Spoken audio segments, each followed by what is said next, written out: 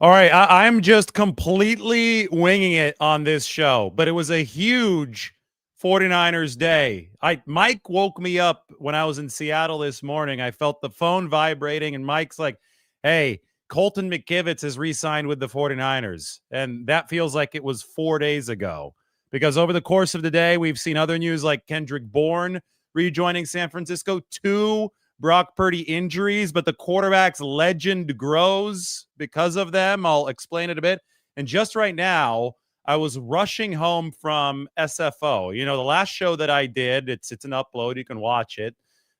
Open it up in a different window, though, so we don't lose our view count on this one. But the most recent show that I did was from Kerry Park with a view of downtown Seattle with the Space Needle in the background. 49ers flag flying on top of the Space Needle. Just, well, Mike, if you have the picture of the 49ers, I think it's Photoshop, right? I would hope it's Photoshopped. I don't think that was real, but send that to me. Anyway, we had the Space Needle in the background. Then I rushed to, they call it SeaTac Airport. And then the plane was sitting on the tarmac for whatever reason for a long time. We got to SFO, and I'm like, okay, I've got a time alive for right after Monday Night Football. Shout out to JJ McCarthy, proved my tweet wrong, at least for a night, but we'll talk about that in a bit. I think JJ is a lot better than Caleb Williams, by the way. I mean, this is JJ's first year playing. Caleb Williams, oh gosh, it looked okay when it was scripted. Then it got uglier as the game went along. But we'll talk about him in a little bit. As Monday Night Football is wrapping up, the Uber is making its way up 101. We went by where Candlestick used to be, and I was like, I'm going to be on time to start this like just a couple minutes after Monday Night Football ends, and we could talk about the 49ers' huge day and Brock Purdy and everything else. And I'm watching the end of the game on my phone, and I look up, and we're about to cross the Bay Bridge. Like, I wasn't paying attention. You know, you're going 101 south or 101 north, and you've got to exit because it turns into 80 and it turns into the Bay Bridge. And if you get on the Bay Bridge, you're going to end up at best in Treasure Island, right? Like this is not good. So I was like, hey, you got to exit, man. You got to exit. So we swerve over 3 lanes and we get the last exit in San Francisco. And so it was still another, whatever it was to get home, 15 minutes or so from that point. And anyway, my apologies. That's why I'm late. That's why we're just going to wing it on this show. Maybe Mike is going to feed me some good stuff. I think I'm just going to go to my Twitter. SF Data Niners, that Twitter account has been just pumping out some gas again. I mean, whoever runs that account, if you watch this channel, raise your hand in the comment section. I know you're trying to stay anonymous, so hopefully you have a anonymous little screen name, but really, really good data in that account. But let's talk about the 49ers day first. Maybe Mike will pull some stuff from them and he'll be able to send it to me. It started with Colton McKivitz signing that extension with San Francisco. That was very early this morning. That's at least when news came out. And I just remember yesterday in the locker room, Colton and Trent Williams were very, very happy. And it all ended up making sense because it turns out that Colton had signed a contract worth up to $45 million over 3 years. Essentially everything that happened today, by the way, is covered in this piece, my 49ers grades piece, which came out while I was flying here over the last couple hours. So you can go ahead and check that out. But 49ers get Colton McKivitz locked up to 2028 through the end of that season. 3-year extension, $15 million per year. Essentially, Colton McKivitz took what Javon Jennings didn't want to take. And I'm not saying that either of these two paths is correct. It's a to each his own kind of thing, and we'll see how each of their decisions ages. And maybe Javon Jennings still does reach a long-term deal with the 49ers. The door is not shut on that, but it's funny because these two guys had careers which had mirrored each other perfectly up until the past week. Both drafted late in 2020, both cut early in their time with the 49ers and re-signed to the practice squad. Jennings in 2020, McKivitz in 2021. Both emerged into starters for the 49ers. Both signed deals with the 49ers that they quickly outgrew. Those were both signed in 2024. and both entering lame duck years here in 2025 had the option of signing a long-term contract with the 49ers because the 49ers want to keep both McKivitz and Jennings around. However, McKivitz decided that he wanted to sign the long-term deal, and Jennings said, no, I'm going to bet on myself. The 49ers are offering below market rate to both McKivitz and Jennings. Why? Because that's business, because they still have a year left on their contract, so the 49ers don't have to offer the market free agency rate. They're offering, hey, more financial security now, but you've got to take more of a bargain price for the team, right? McKivitz ended up saying yes. I think that if he had stretched this out till free agency next year, had he stayed healthy this season, continued playing well, continued improving, I think McKivitz would have been a $20 million player. Instead, he signs for $15 million now. I think it's pragmatic on his end. He makes sure that he gets paid today. And now, if anything goes awry injury-wise, he is protected with, I don't know how big the signing bonus is, but $27 million guaranteed in injury guaranteed money. That is generational wealth. That's congratulations to Colton McKivitz. That is a job well done. Juwan Jennings, we had heard that the 49ers put a long-term offer out in front of him, but I'm guessing that it probably was, I would guess 12, 13 million, somewhere in the low teens, right, at the highest. And if Juwan Jennings wants to be a $20 million wide receiver, if he wants to take one more bite out of the free agency apple, or just his first bite out of the free agency apple, he's scheduled for that next offseason. And he said, thanks, but no thanks. I would need the offer to be higher to give the team more contractual control. Colton McKivitz gave away 3 more years of contractual control to the 49ers today. The $27 million guaranteed made it worth it for him. Again, I'm not saying either one of these two decisions is right or either one of these two decisions is wrong. It's just interesting to see that Jennings and McKivitz, who had paralleled each other throughout their entire careers since 2020, diverged paths today.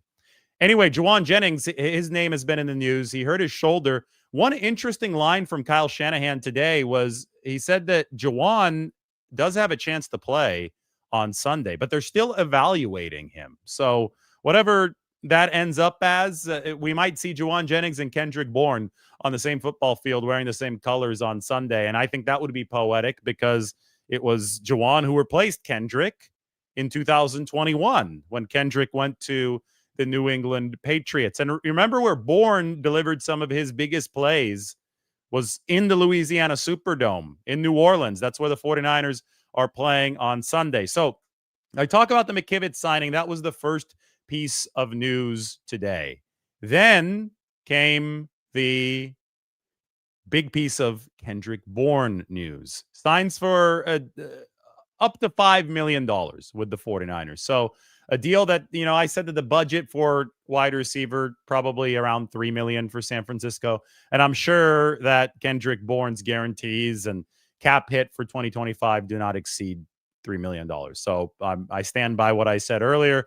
They spruced it up with some incentives where you could get it to $5 million. The thing about incentives is if they are not likely to be earned, if Kendrick didn't earn them last year when he was coming off of his torn ACL, then they're not going to count against the salary cap this year. If he does achieve them this year, well, then they just count retroactively against the cap. They count later. They count in 2026 against the salary cap. You have to pay a deferred bill on the incentives that are earned. And it gives the 49ers more flexibility because the cap is growing from year to year. So bottom line is they got Kendrick Bourne at an affordable price, and they really needed Kendrick Bourne at that affordable price. Look, I've even put Kendrick into the 49ers roster. We can open this up. You could see exactly where he fits. Boom, boom. Here it is. Zoom in. Kendrick Bourne. Now, we're waiting to see what happens with Juwan Jennings.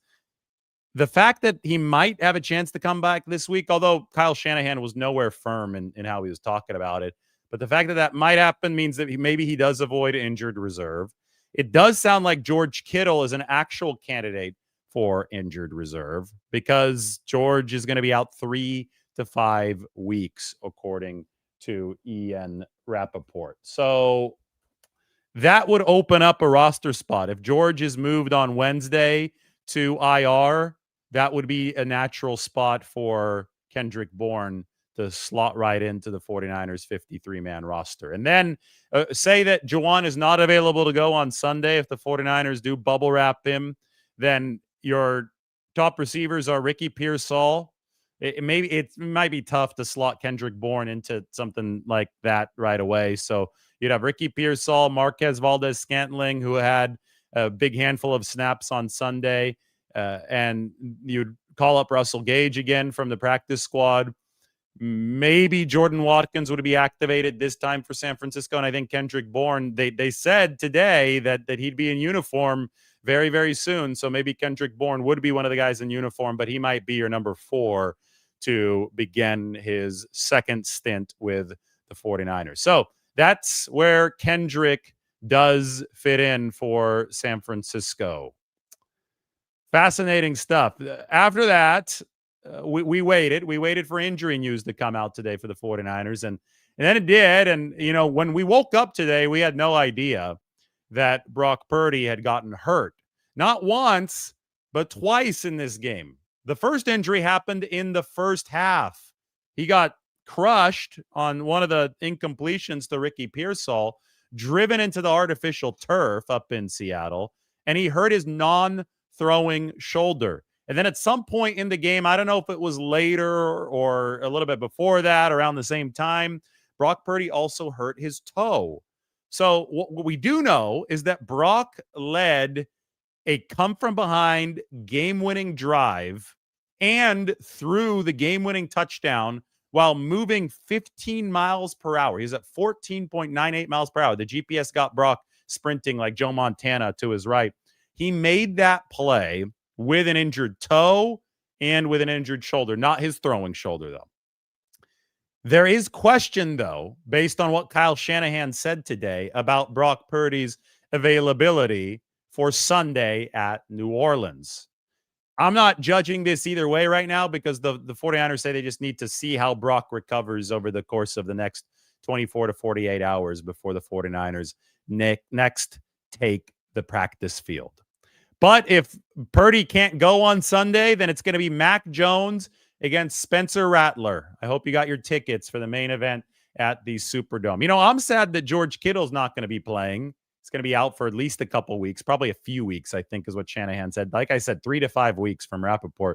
But Kittle's most famous moment happened in the Superdome, 2019, right? He reenacted WrestleMania at the Superdome. Or previewed it. I don't know when it was there, but it was there around the same time, right, in 2019. And he dragged 4 defenders about 20 yards to set up Robbie Gould's game-winning field goal. How much do you miss Robbie Gould right now, by the way? Stuff. Speaking of Chicago, we saw the Bears play the Vikings in Chicago. J.J. McCarthy is from the Chicago suburbs. You know who else is from the Chicago suburbs? Jimmy Garoppolo.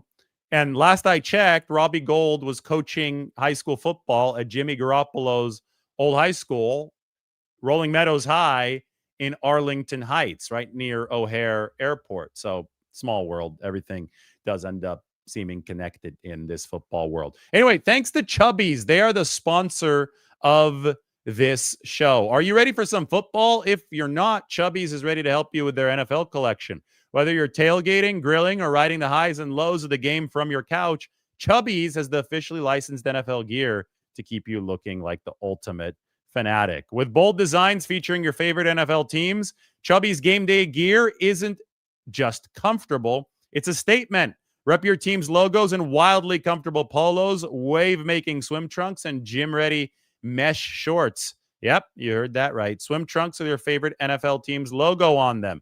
All the comfort and swagger you need to take on every touchdown dance, chest bump, or dramatic fourth quarter meltdown. If you're not a jersey guy, this is an elite alternative. If you are a jersey fanatic, something tells me you'll love their NFL collection because when you're invested in the game, your outfit should be too. For a limited time, use our exclusive code Lombardi for $10 off at chubbyshorts.com/Lombardi. Yes, that includes the NFL collection.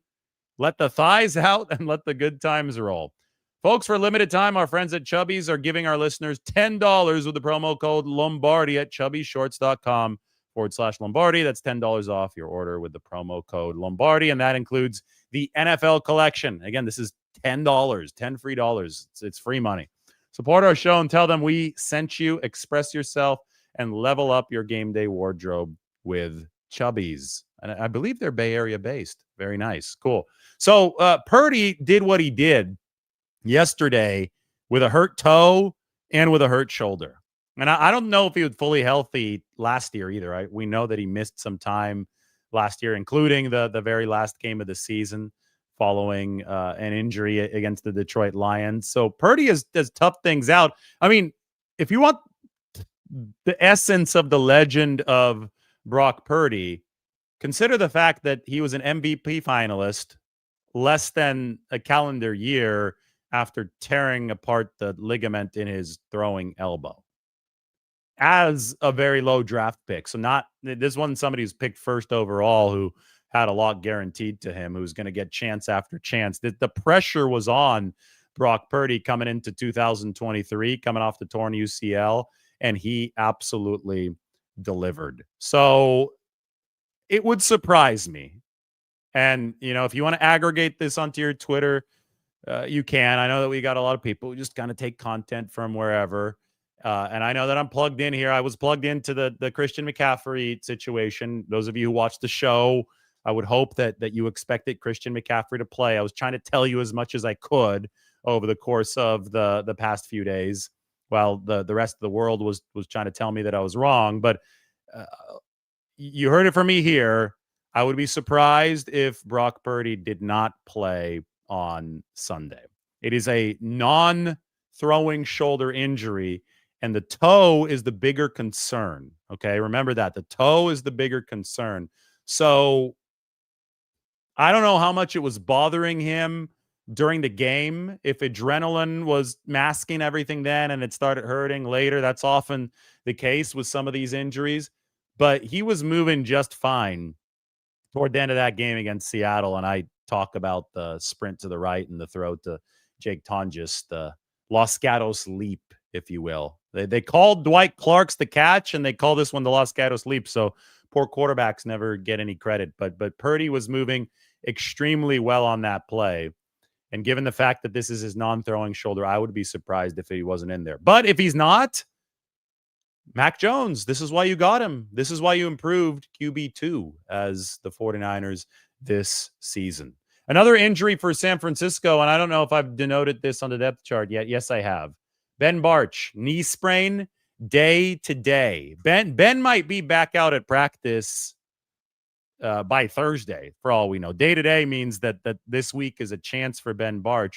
But if he doesn't get back out there this week and he can't play against the Saints, it looks like it'll be Connor Colby time for the 49ers. Now, the trick there, well, here, hold on. Let me put it this way. Connor Colby's gotten the majority of his work at right guard. In college at Iowa, he played primarily on the right side. Would the 49ers feel comfortable enough plugging a rookie into the left guard position, even if he hasn't taken a whole lot of reps there? It's tricky. It's tricky to switch sides. It's right-handed versus left-handed kind of stuff.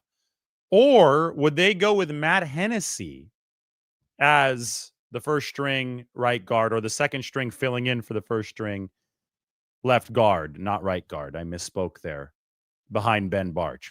Matt Hennessy has actually started at left guard for the Atlanta Falcons and actually scored his one season starting at left guard as a very good run blocker.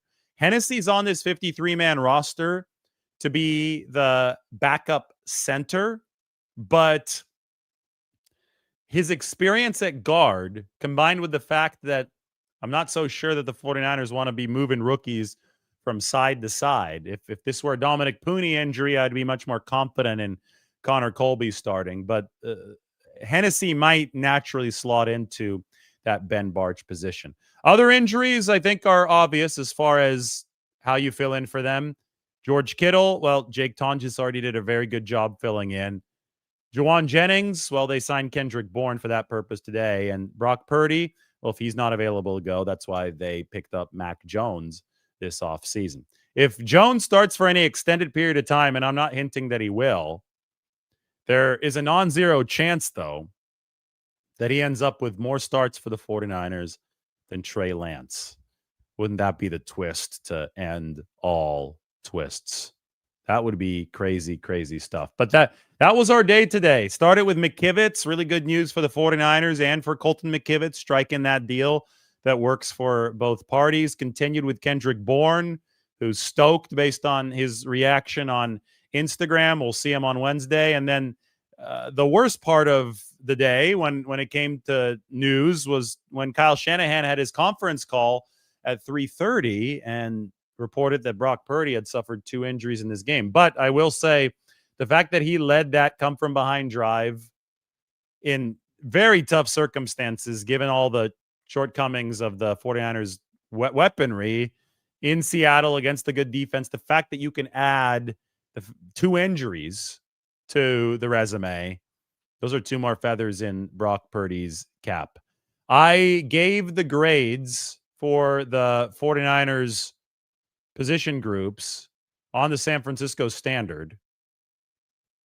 And I hope that I have the right grades listed here. I gave the offensive line a D. I gave the D line an A. Gave the linebackers an A. I gave the cornerbacks an A. The defense basically A's across the board, but special teams, as you can tell, they got an F here at the very bottom. F for special teams. I thought that I might have typoed some of the grades, but look at this. This is a very, very comprehensive look at the 49ers game. This is the kind of stuff that I work on. I mean, I was running around Seattle today trying to do videos from cool spots for you guys. And then when I'm at a coffee shop or at lunch, I'm the guy out with my laptop just hammering it away. This is up there for you. I'm going to send this. I think it already is in the description, but I'm going to send this into the chat section so everybody can check it out.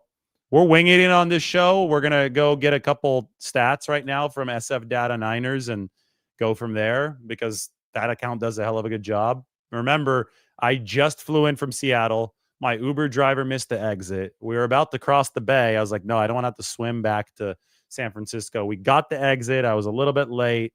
We're still live. There's still a lot of you watching. Very happy about that, even though it's late. And, you should definitely sign up for the San Francisco Standard. It is a paywalled article. You got it for the most quality 49ers content. You have to be willing to spend the equivalent of a cup of coffee a month. I'm not going to apologize for that. That's just kind of how it is. I mean, I have a job. I'm creating content for you, and not everything in life is free. Usually the good stuff isn't. So it is.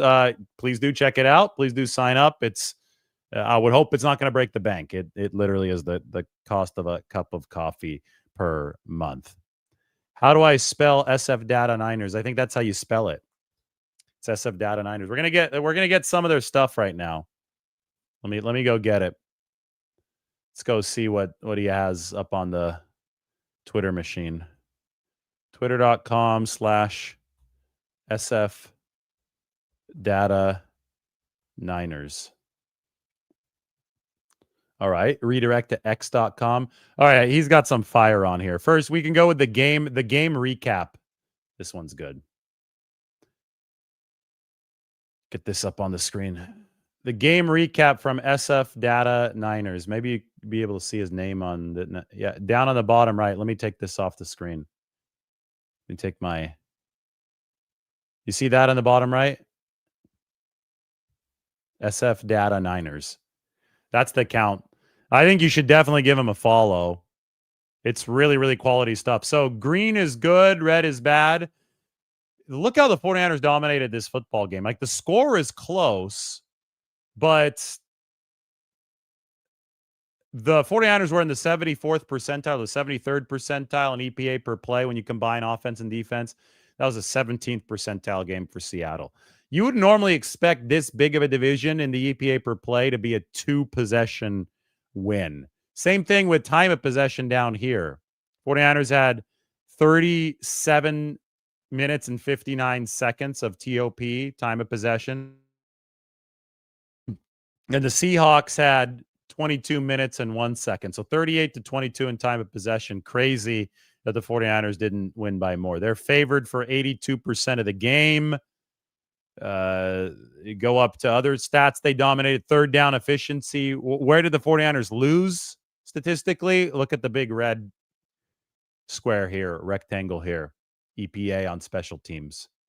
49ers had one of the most bottom barrel special teams performances you'll ever see. It didn't even hit the first percentile. That means that 99.3% of special teams performances in NFL history were better than the one that the 49ers delivered yesterday in Seattle. Meanwhile, the Seahawks were the inverse of that. The Seahawks benefited from all the 49ers gaffes. They have a dark green special teams score. So you could count very easily 6 points through kicks that the 49ers didn't convert. I blame Jake Moody for one of them, and I blame the protection for the other one of them. But it's even more that the 49ers lost on special teams, and I think that this is the more alarming way to put it. You could see here, this is another great graphic from SF Data Niners. Look who's at the very bottom. These are special teams expected points either added or lost in week 1. And the 49ers lost 11.2 expected points on special teams. 11.2. So they win the game by 4. Add 11. They would have won the game by 15 had they just played it even on special teams. And I think that when you look at the rest of the stats in this game, it adds up. I mean, when you dominate statistically up and down the chart the way that the 49ers did here, you'd expect a 2-touchdown win. Instead, they had to squeak it out there at the very end. And another part of the big news today is that Kyle Shanahan, for the first time, did not commit to Jake Moody as his kicker for Sunday. In the past, whenever Moody had struggled and Shanahan had been asked about it, including on Sunday night, where I think he just doesn't want to answer the question after the game, but including on Sunday after the game, Kyle Shanahan says, oh, yeah, he's going to be the kicker. He's going to be the kicker, of course. Today, he did not say that. Today, he said that the 49ers are going to be weighing all their options, whether that be a practice squad addition to pressure Moody or an outright sign. He didn't rule out an outright cut. I mean, you could tell that Kyle Shanahan was I don't want to say insanely because it wasn't crazy. I mean, he was very, very peeved. He was crazy. It wasn't crazy. I can't think of the right synonym, but he was very upset, as he should be. Like in the NFL, you can't be missing kicks under 30 yards, period. Like, I get it if there's a kick from 40 plus that's occasionally missed. You'd still like an NFL kicker to be making at least 85% of them. And even that's on the slightly low end. But you can't be missing from 27. And Jake Moody missed from 27. So Shanahan wasn't happy about that. And he obviously didn't want to answer the question yesterday. He was obviously asked about it. Today, when asked again on the conference call, I could even read you the answer so we can get a very, very close look of what Kyle Shanahan is thinking regarding Jake Moody. He said, there are options, whether it's to stay status quo, which obviously would be keep Jake Moody around. We could bring in guys for workouts or for the practice squad. I know the personnel department is going to look into all that stuff and give us those options. So then I said, stay tuned. After I gave the special teams an F for its abysmal performance against the Seattle Seahawks. Do you guys want to read it? Sure, you can read it here. This is up on the San Francisco Standard. I'm going to get this up on the screen. Here you go. Special teams grade is, I think, what everybody agrees it should be. And that's Shanahan's quote. Now Mike has sent me some data, which is really good. Yeah, good. We have the expected points on special teams. Yeah, Mike has sent me a lot of good stuff. Shanahan has the audio on Jake Moody too.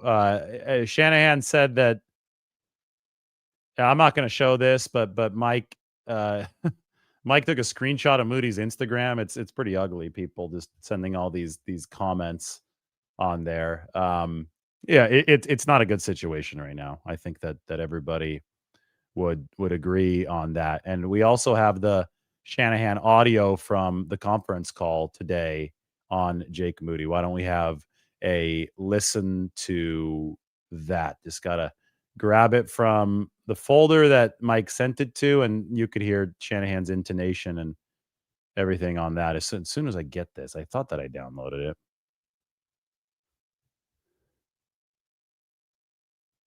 Yeah, here it is. Have you guys made any decision as far as how you plan to proceed at the place kicker position? We're looking into all that stuff now. I mean, there's options. Just whether it stay the status quo, we can bring in guys for workout, practice squad. But we're going through all that stuff right now. I'm just finished with the team, and I know the personnel department's gonna look into all that stuff and give us those options. Kyle, is that a conversation you have with Jake about bringing in guys to try out at kicker and maybe bringing someone on the practice squad? No, I haven't had it with him yet because I'm not sure which direction we're going to go. But whenever we decide on something, then we'll address it with him. So, yeah, it's been a huge day of news. One of the notable things that happened today is that Kyle Shanahan on his conference call was very, very clear that he hadn't decided what he's doing at kicker. This was not a backing of Jake Moody that we had heard in the past. So that's from Kyle, and it would now not be surprising at all if the 49ers made a change this week. So stay tuned on that front.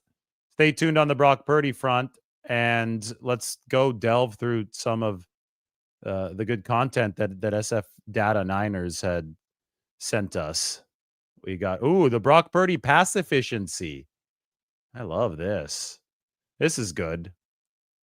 Brock Purdy, I haven't even seen this one yet, so you guys are going to be able to watch this, take a look at it for the first time, just like me. We just got to get it off of the shelf here that Mike prepared. All right, here it is. Let's toss this one onto the screen and go from there. Can dissect where Brock Purdy liked to throw on the football field in this game. I know you don't want to see Jake Moody, but I know you want to see this. Here's Purdy. The legend grows. Here's the passing efficiency chart for Purdy over the course of the game on Sunday. So green is efficient. Red is not efficient. Julian Love is a really good safety for the Seattle Seahawks. I think he did a good job taking away some of the middle of that field. Look at that. Purdy was efficient outside the numbers, but he wasn't efficient between the numbers. This is a big blow for the Purdy can't throw outside the numbers crowd. He was wearing out the left side of the field.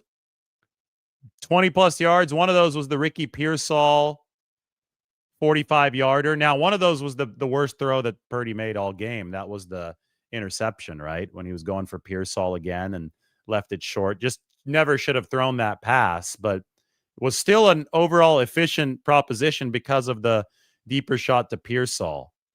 So to the left was generally really good for Purdy. The right, he also hit 125 plus when he hit Juszczyk on that deeper pass. That was a really pretty play from the 49ers.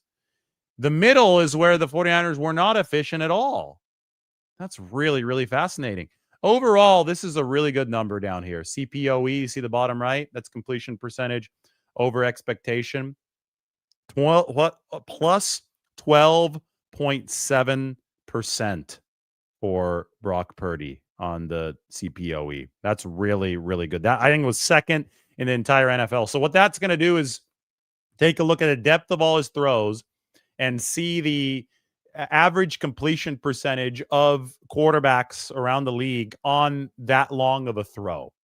And then it's going to take his completion percentage based on the depth and see if it's above or below the league average. And for Purdy, as you can see here, this was 12.7 points above the league average, which is a lot. Like a CPOE of plus 5% is really good. Plus 12.7% is elite. Like if he kept that up over the course of the whole season, it would be historic. Of course, it's easier to have a very high score or a very low score in a one-game sample size, so you can't read all too far into that. But I think that what we saw on the field from Purdy, dealing with small, tight windows with receivers who are not going to be on this game day active roster if everybody gets healthy toward the end of the season. I mean, he was dealing with very limited weaponry and with a 59% pressure rate coming from Seattle. It was the highest pressure rate that Brock Purdy had ever faced as an NFL quarterback. Dealing with all that to deliver a CPOE of 12.7%, a CPOE EPA composite, which is a really good measure of quarterback play, that ranked number 3 in the entire NFL, a very good EPA number, 0.41, to do what he did under the circumstances. And I'm not even talking about the injuries at this point. I could add them in right now. That was a performance that will go down in 49ers lore. I mean, that was as big of a week 1 win as you can have. Did you guys know that Joe Montana never lost at Anaheim Stadium? That was the home of the Rams. That now is where the Angels play baseball. The Rams, of course, moved away to St. Louis. Then they came back to Southern California, but they played at the Coliseum first, and now it's SoFi Stadium. But the 49ers had this long run of dominance. I think it was 19 straight wins against the Rams, something like that. It was a lot. It was close to 20. They had a long run of dominance straddling the 80s and the 90s against the Rams. But part of that run of dominance was Joe Montana not ever losing at Anaheim Stadium. You then had like a flip side of that, but against the 49ers with another team, and Russell Wilson, in that, yet he did lose occasionally to the 49ers, but he was like 16-4 against them. And he, of course, was on the Seahawks for the vast majority of that success, and he just gave the 49ers fits time and time again. Well, now you've got Brock Purdy, who has yet to lose in Seattle. He's 4-0 in Seattle. Prior to that, the 49ers had gone 1-10 in Seattle. Well, the only win coming with Jimmy Garoppolo as the quarterback in 2019. That was the Dre Greenlaw play at the goal line. But you've got on the other side here, Brock Purdy starting off 4-0 in his career against the Seahawks. So, I'm wondering, is he the anti-Russell Wilson? Is he who Seahawks fans are going to be looking at as, oh my God, this guy always beats us? It's heading in that direction, right? Especially with some of the plays that he made to win that game yesterday. So A, is he the anti-Russell Wilson? And B, can he turn this into a truly legendary streak like Joe Montana never losing at Anaheim Stadium against the Rams? TBD, but good start for Brock Purdy, who is at 4-0 record against the Seattle Seahawks on the road. Good stuff for him. And his legend definitely did grow with that win yesterday. People calling this Jake Tonjes catch whatever they want. I see some nickname ideas. I think that the Jake Tonjes catch is the Los Gatos leap. That's going to be the way I go to it. Look, we got some super chats. Javon Hargrave, 2 sacks today. Well, he was also rushing it against Caleb Williams, who's not very good at quarterback. So, and who took 68 sacks last year. I know it improved a little bit, but I again was not all too impressed with Caleb Williams today. Once it got out of the scripted portion of the game, it was tough sledding for him again. What's my honest opinion on this 49ers team? Haven't I been given that?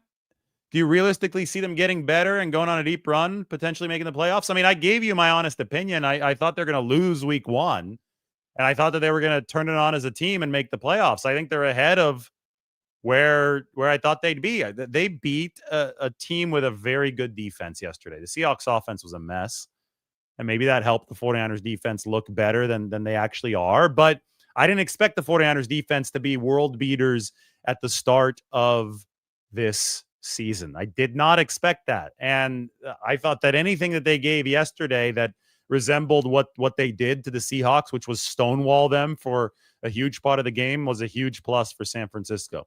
If the 49ers can figure out the special teams to not screw things up like it basically did yesterday, but they overcame it. They can go far in this season. Purdy is one of the best in the game, period. I don't care what anybody says. That this channel has been correct about Brock Purdy. A lot of other media has been wrong about him. There's been some media that's been correct, and we'll give them credit as well. But Purdy is legit. There's no debate about that anymore amongst legit people, right? If you know what you're talking about with football, you know Purdy's legit. That is the most important piece. Beyond that, the 49ers have Christian McCaffrey. They're going to have a receiving core that should ultimately have both Ricky Pearsall, who's a dude, and Brandon Ayuk. They'll have George Kittle back. I mean, they have enough to have an offense that soars. I think that's really clear. They already had enough yesterday to have a team that just dominated possession 2/3 of the game and should have won by 2 scores in opener on the road against the division opponent. It's a sign of a good team. They didn't do that because they've got some blemishes, but if they fix those blemishes, special teams being at the top of the list for me right now with the defense growing as the season goes, 49ers have the ability to go far in this season. That's just my objective analysis of the situation. I don't know if the PAT made, and this is from a member, by the way, thank you, and no kickoff errors. There was a kickoff error. He kicked the touchback, by the way, Moody did on the very first kickoff. So there was one error there. So I think that's why the leash got even shorter. But how short is Moody's leash really? I think that it's extremely short because if Kyle Shanahan is already talking about potentially replacing you, which he did today, he might replace you. It might come down now to, I think the loyalty has expired. And now if there literally is a better option sitting in front of the 49ers or even an even option, they might just go with that. I think that's where we're at right now. I think that coming out of camp, it wasn't at that point because Moody had the 2 years of contractual control, still does. But if you've lost hope that he can turn it around for you in the short term, then the long-term contractual control doesn't mean anything, right? So we'll see how the 49ers deem their options and how they deem the value of the 2026 contractual control. But I can tell you that when Shanahan starts seeing 27-yard field goals missed and almost cost him games and changed the way that he's game planning, I think that was very clear late in the game, he stops thinking about long-term contractual control. I mean, it's easy to think about those theories and what everything would be great if it, how everything would be great if it worked out and you'd be able to have a contractual advantage because Moody's on the rookie deal. It's easy to think about all that when the bullets aren't flying over the course of training camp. But once you head to Seattle and Moody's missed 27-yarder almost blows a game, it's a lot more difficult to justify. And I think that's probably where the switch flipped in Kyle Shanahan's head. Darren asks the question, Mike, can you help answer this one? Where does he find the join button to become a member of the channel? I believe that you have to be on desktop, Darren. I don't think you could do it on mobile. Mike hopefully is going to answer this question as well because I don't want to be answering incorrectly. But if you're on mobile, then you're not going to get that join button and you're going to,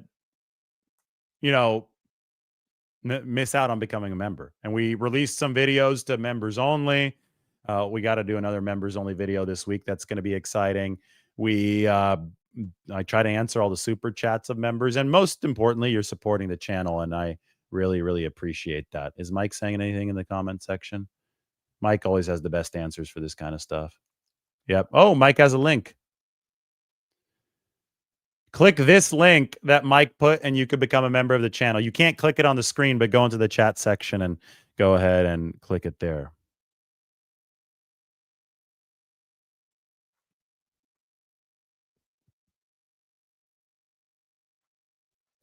Mo says the word I'm looking for is livid. Kyle was livid, just like the entire Niners fan base, to have Moody as the kicker. The 49ers cannot count on him. Well, the one thing that he hasn't been is consistent. He's shown talent, but he's also shown tremendous inconsistency. And at some point in the NFL, that consistency is really what the bottom line. What is Kendrick Bourne's jersey number? That's a good question. I don't know yet. The 49ers might not know yet. They're going to assign him a jersey before they start practice on... Before they start... Oops, my video started playing here on the screen on my phone. They're going to assign him a jersey number before they start practice on Wednesday. It's good. Wednesday, Thursday, Friday week, traveling to New Orleans. I think the 49ers will leave on Friday. I'll probably be taken off on Saturday, unless I change my flight, but then I would have to add another hotel night. It's hot in New Orleans right now, guys. It's still too early to go to New Orleans. It's too muggy. I'm warning you, be ready. It's not going to be pleasant, but it'll be fun. New Orleans is a cool city. Look at this. We have a new member. I'm trying to click on his name. There, Darren became a new member. Thank you, Darren. That is awesome. Darren has joined. Jason says, welcome. Jason's a cool guy. I think, Jason, you're the one that wanted to know what my blazer's made of. My blazer's here. Since you asked, since I rushed home from the airport, this is the famous blue blazer that you asked about, right? You wanted to know. It says on the inside,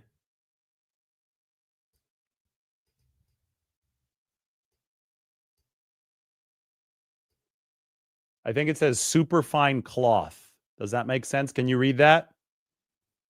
Can you read that right there?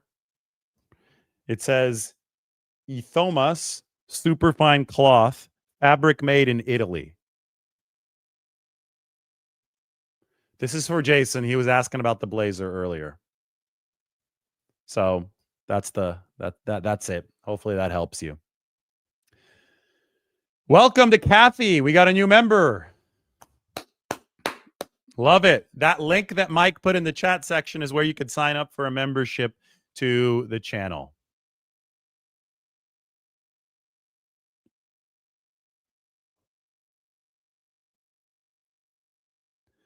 Joshua says, at this point, I think Moody himself wants a change of scenery to relieve the pressure from, well, maybe not from the coaches and the fan base, but from himself. I think that Jake Moody is feeling a lot of pressure. I mean, I wouldn't be surprised if that was the case, but he also wants to make sure that he's employed. It's a difficult spot if you're Jake Moody. It really is. I mean, it's, by all accounts, a good guy, and just, it was a very good kicker in college, but it's a whole different thing in the NFL. And he still didn't miss in college, but and he has shown some of that talent for the 49ers in these spurts. The crazy thing is that whenever it seems that the 49ers patience has to be running out, Moody goes out and he makes a clutch kick, or he does something crazy like he did against the Raiders. And it's just like, that's why I said it's the Jake Moody experience. But you can't ride the roller coaster forever, right? And that's why we heard Kyle Shanahan say what he did today.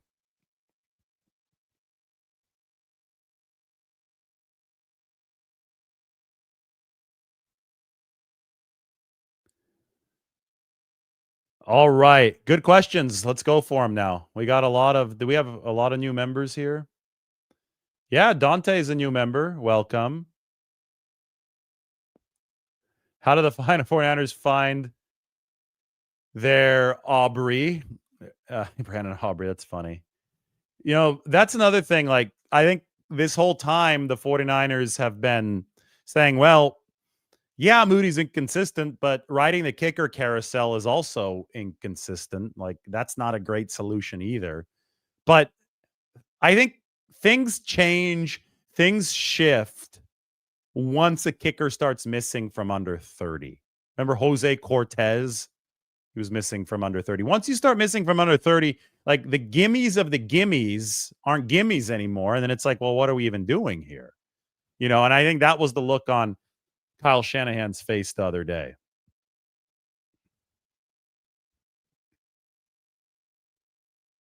Thanks to everybody who signed up for memberships. This has been a fun little show.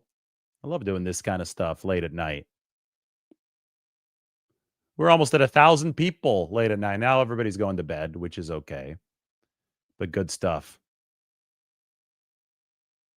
Mike says kickers right now are not any better, but time to move on. We'll see. We will see what they do. Nothing would surprise me at this point. Even keeping Moody wouldn't surprise me because the whole situation has been so wild. But it definitely seemed like Kyle Shanahan was ready to move on when he was Don as a where are all the replace Kyle with Ben Johnson clowns at? That actually exists. You know, I see dumb takes on the internet, but I didn't know that this one existed. But I guess based on some of the ones that I've seen, that it makes sense that something like this exists. Guys, the 49ers have it good. Maybe not a kicker, but with Shanahan, with Lynch, with Purdy especially, they have it really, really damn good. And the Shanahan-Purdy combination is fire for the 49ers. I mean, you watch McCarthy, he's a rookie, so maybe technically second year, but making his first start. You watch him, and today was impressive in the way that he turned it around. But you just got to remember Brock Purdy in 2022 stepping in as a rookie. That was something we'll never see again in the NFL. Like the way that he lit the league on fire, he was so good that people thought that it must just be because the guys around him. They didn't want to admit that this guy was that good. I mean, the 49ers, this is a legend in the making that we're seeing right now. Like this is consistently somebody who's been in the top 3 of those quarterback efficiency rankings every single season, except for last year when he was number 7. So, I mean, coming out of pick number 262, the 49ers have had it so good. J.J. McCarthy impressed the hell out of me today. And it's interesting because Minnesota is run by people who used to be with the 49ers, a lot of them. And you don't have to have been with the 49ers to try to emulate their model. Minnesota went out this offseason. They let Sam Darnold go. That was a 49ers connection. But they let him go. They said, we're going to go to the rookie quarterback, J.J. McCarthy. But what we're going to do is we're going to get older around him. They went out and they signed a bunch of old guys. Javon Hargrave is 32. Jonathan Allen is 30. Ryan Kelly, the center, is 32. They traded for Adam Thielen. He's 35. They went out and they got older intentionally. And the idea for Minnesota was that, okay, we've got this rookie deal quarterback. We're going to try to build this like the 49ers were in 2022 and 2023 with a really veteran-heavy roster around the rookie QB because we can afford it right now because we're not paying the QB. And when I saw McCarthy for the first half of this game, and especially when I saw the pick 6, I'm like, ooh, I don't know, guys. Like, you're putting a lot of chips into McCarthy being good right away because you can't count on Adam Thielen being a productive player at age 36. You can't count on Javon Hargrave getting better at age 33, which will be next year. You're basically saying, hey, this guy needs to do what Purdy did. He needs to be really good as a rookie around all these veterans. And I was cringing for the first half. I'm like, maybe they should have just gone all in with the old guys and signed Aaron Rodgers instead, to stay consistent across the board. But then J.J. McCarthy turned it on. So maybe it's going to work for the Vikings. Maybe emulating the 49ers from 2022 and 2023, young QB, a bunch of old dudes, veterans. I guess, I shouldn't speak in derogatory terms, but a bunch of veterans. Maybe that formula will work. It's a really tough division, though. They've got the Green Bay Packers in there. The Packers they just whipped the Detroit Lions the other day. So you saw the other 2 NFC North teams play today, and the Vikings bested the Bears. On the other side, we're talking about Ben Johnson. He made Caleb Williams look a little bit better, but the same issues started popping up. And that's why, I always hate when somebody says, well, it's just the system. It's the system. It's not the quarterback. It's first off, it's both. Second off, if you don't have the athlete in a game as physically intense as football, if you don't have the player delivering out there, I don't care who is calling the plays. And you can smoke and mirror your way through things for a finite period of time, but you cannot do it for a full 60 minutes.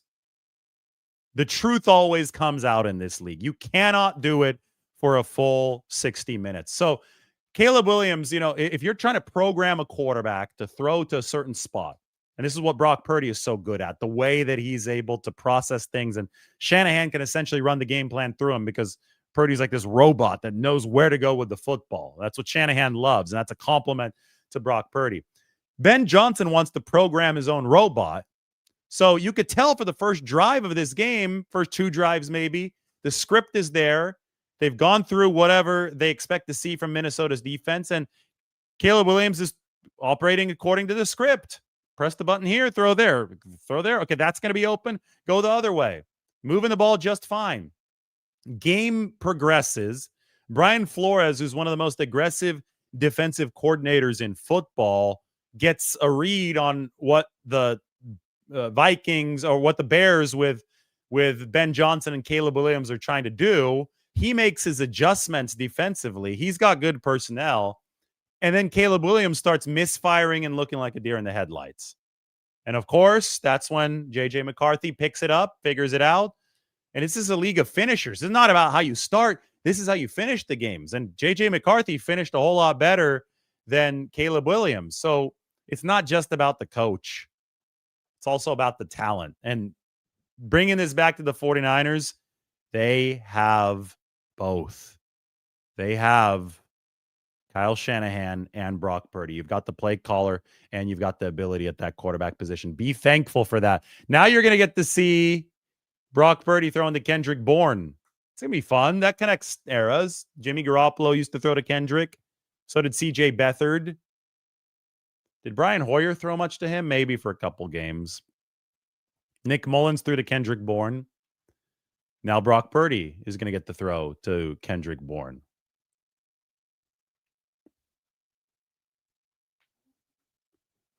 Remember the Bears traded up to get Trubisky with the 49ers? That was in 2017. That was at the start of my time covering the 49ers. Lombardi said Seattle would win. I did. I was wrong.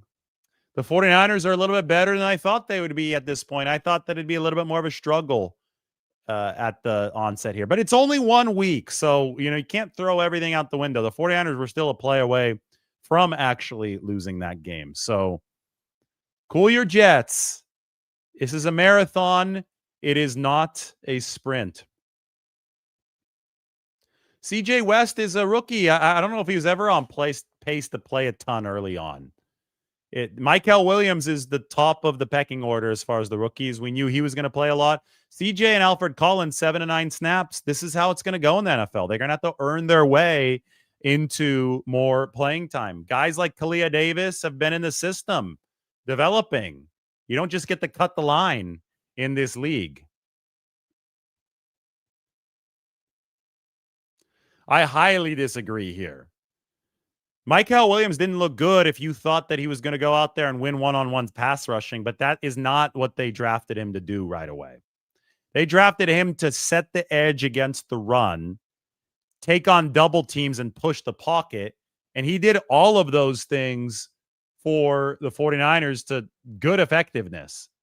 There are some warped expectations about Michael Williams that I don't really understand, because I thought it was very, very clear from the very beginning that this was a run defense acquisition. I mean, take a look at this. Average distance from the quarterback on the pass rushes. So you talk about Michael Williams pushed the pocket. Well, he pushed the pocket all right. He was closer to the quarterback than the league average by quite a bit. 3.74 is a really good number. He was using that length and he was converting it to power. And I thought that it was a successful first game in that regard. He wasn't on the stat sheet, but he was impactful. And I don't think the 49ers are really expecting Michael Williams to be a big stat sheet guy in his first year. I think that's version 2.0 of his development. And this is going to make like a lot of the casual fans restless and upset, and the casual media members too, I guess. But it's not about sack numbers and pressure numbers with Michael Williams. It's about pushing the pocket, setting the edge. Take a look at the run defense. They were number 29 last year.